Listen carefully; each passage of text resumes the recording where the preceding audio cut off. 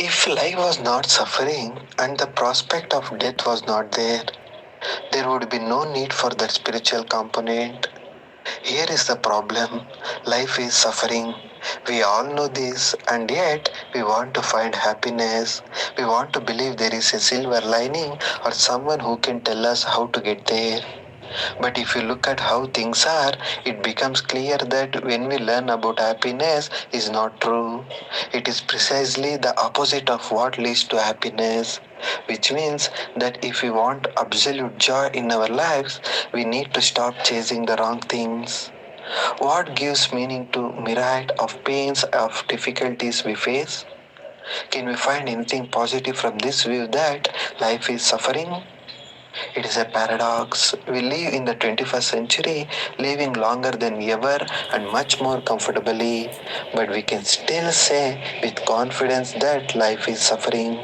So, what exactly does this thing mean? Who was the first person to utter it and why?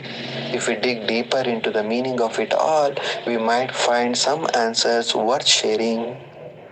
Buddha. Buddha and life is suffering. Many of us believe that living a happy and enjoyable life is possible without suffering. We believe that if we could end our grief, we would be able to enjoy a peaceful and happy life. But according to Buddhism, the truth is quite the opposite. Buddha thought that there could not be life without suffering. Because of the very nature of life, life is suffering. It is the very first noble truth that Buddha taught, and it has been repeated by all of his followers since then. This truth is just one of the four noble truths, which are the essence of the Buddhist teaching. They are: there is suffering in life. The origin of suffering is craving and aversion. Suffering can be ended by letting go of craving and aversion. And the last one, there is a path to end suffering, known as the Noble Eightfold Path. According to these teachings, there cannot be life without suffering because humans will have cravings and resistance as long as we have a body and mind composed of the five aggregates, means form, feeling, perception, consciousness, volitional formation. Two things condition life: karma. We reap what we sow.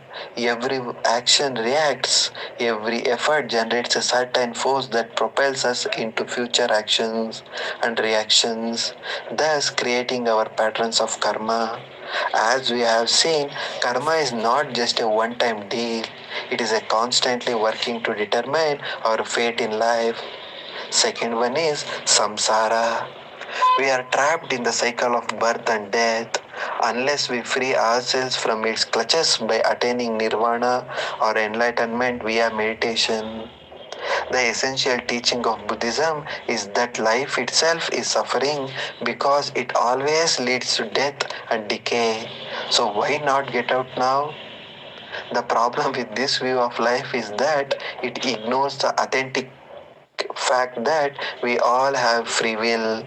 We can choose to do whatever we wish and remain responsible for our actions, no matter how much they may be affected by karmic forces.